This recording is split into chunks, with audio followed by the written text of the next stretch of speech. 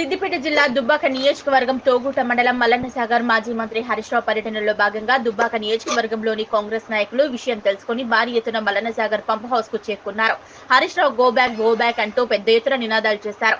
ఈ సందర్భంగా కాంగ్రెస్ నాయకులు చెరుకు అమరేందర్ రెడ్డి స్వామిలు మాట్లాడుతూ మల్లన్నసాగర్ ను పర్యాటక కేంద్రంగా చేస్తారన్న మాజీ మంత్రి హరీష్ రావును దానిని పట్టించుకోలేదన్నారు. మల్లన్నసాగర్ ముంపు గ్రామాలకు నష్టపరిహారం విషయంలో మోసం చేశారని ఎద్దేవా చేశారు. తుక్కాపూర్ గ్రామ ప్రజలను నిండా ముంచిన నాయకుడు హరీష్ రావు అని మండిపడ్డారు. తుక్కాపూర్ గ్రామ ప్రజలకు క్షమాపణ చెప్పిన తర్వాతే మల్లన్నసాగర్ పంప్ హౌస్ ను హరీష్ రావుకు సందర్శించాలని గ్రామ ప్రజలు డిమాండ్ చేశారు. గతంలో తుక్కాపూర్ భూ నిర్వాసితులకు ప్రత్యేక ప్యాకేజీ ఇస్తామని చెప్పి మోసం చేసిన వ్యక్తి హరీష్ రావు అని, చిన్న వర్షం కురిసిన సెప్టిక్ ట్యాంకుల నుంచి నీరు వస్తుందన్నారు. కావున తమ గ్రామ ప్రజలకు మోసం చేసిన హరీష్ రావు వెంటనే క్షమాపణలు చెప్పాలని డిమాండ్ చేశారు. క్షమాపణ చెప్పిన తర్వాతే మల్లన్నసాగర్ పరిశీలించాలని డిమాండ్ చేశారు. మల్లన్నసాగర్ పంప్ హౌస్ దగ్గర భారీ ఎత్తున పోలీసులు మోహరించి గొడవ కాకుండా మల్లన్నసాగర్ కట్టపై నుంచి కాంగ్రెస్ నాయకులను మరియు తుక్కాపూర్ గ్రామ ప్రజలను అక్కడి నుంచి పంపించారు. హరీష్ రావు గారు ఈ రోజు దొంగ లెక్క ఇక్కడికి రావడం జరుగుతుంది. ఆనాడు బై ఎలక్షన్ లో దుబ్బాక సిద్దిపేట రెండు కండ్లని ఈ నియోజకవర్గానికి వచ్చినటువంటి నిధులు ఎన్ఆర్జీఎస్ఏ గాని గ్రీవెన్సీ నిధులే గాని అన్ని సిద్దిపేటకి ఎత్తుకుపోయిన ఈ దొంగ ఈ రోజుకు వచ్చి తుక్కాపూర్ వాసులను గాని నిర్వాసితులను గాని మొత్తం నిట్టేట ముంచిన గనుడు ఈ హరీష్ రావు.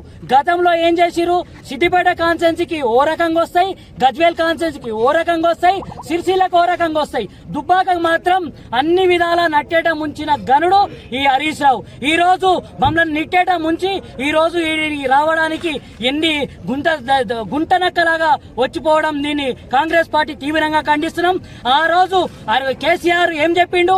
100 కోట్లతోని ఈయన మొత్తం ఒకటి ఇచ్చేస్తా అని చెప్పి పర్యటన కేంద్రం లెక్క వేస్తా అని చెప్పి ఈ రోజు ఏం చేసిండు హరీష్ రావు గిట్లా.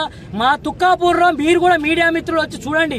వెనకట మొత్తం పాయకాన పొక్కల గానీ ఒక ఇల్లు కట్టుకుంటే, ఒక సోదరుడు ఇల్లు కట్టుకుంటే కూడా గుంతలు తీస్తే మొత్తం నీళ్లు పొంగి బొర్లి మొత్తం నాని పాతిండ్లు మాకు మొత్తం అదైపోయినాయి, కూలిపోతున్నాయి. కాబట్టి మా కాంగ్రెస్ ప్రభుత్వంలో మేము మంచిగా వేసుకుంటాం. కానీ నువ్వు దొంగవు.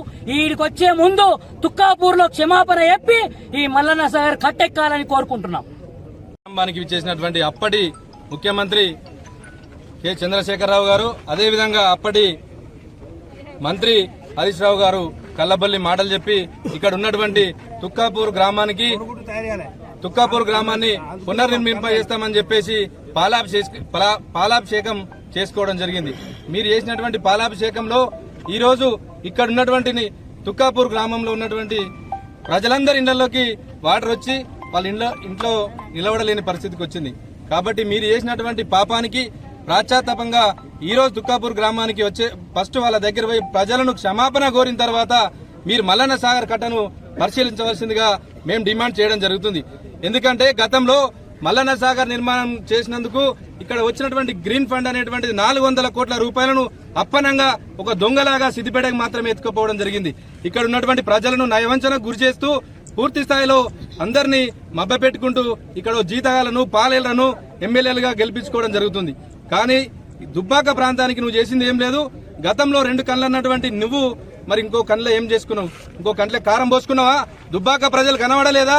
దుబ్బాక ఇక్కడ వచ్చినటువంటి 400 గ్రీన్ ఫండ్ అనేటువంటిది దుబ్బాకలు ఎక్కడ పెట్టినావని చెప్పేసి మేము అడుగుతున్నాం. గతంలో ఎస్డిఎఫ్ ఫండ్ 7 గ్రామాలకు వచ్చినటువంటి 25 లక్షలు వస్తే అవన్నీ తీసుకుపోయి వేరే ప్రాంతానికి తరలించడం జరిగింది. నీ విచక్షణకు పరాకాష్ఠ చెప్పడం జరిగింది గతంలోనే ప్రజలు. ఇకనైనా నీ ప్రజలను, సిద్దిపేట ప్రజలను చూసుకోగాని ఇక్కడ వచ్చి మాకేదో నువ్వు చెప్తా నీతులు వల్లిస్తా అని చెప్పేసి అంటే దయ్యాలు వేదాలు వల్లించినట్టుగా ఉన్నది. ఈరోజు ఒక దొంగగా ప్రవర్తించి ఈరోజు మా ఇక్కడ ఏం పని ఉండదని రావడం జరుగుతుందని మేము అడుగుతున్నాం. వీళ్ళ తక్షణమే తుక్కాపూర్ గ్రామస్తులకు క్షమాపణ చెప్పిన తర్వాత ఈ మల్లన్నసాగర్ను సందర్శించవలసిందిగా కాంగ్రెస్ పార్టీ పక్షాన మేము డిమాండ్ చేయడం జరుగుతుంది.